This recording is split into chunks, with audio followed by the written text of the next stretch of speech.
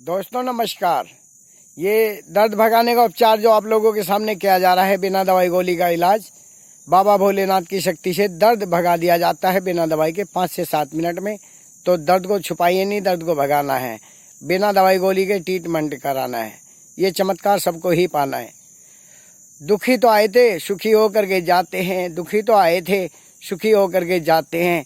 जैसे हम पहले आए थे, हम वैसा नहीं चाहते हैं। इसीलिए दोस्तों, दर्द को भगा लो, बिना दवाई गोली के चमत्कार का फ़ायदा उठा लो। जब तक जिंदा हैं, भारतवीर पिंचर वाले यूट्यूब चैनल पर देखो। जय भोले की जय शंकर।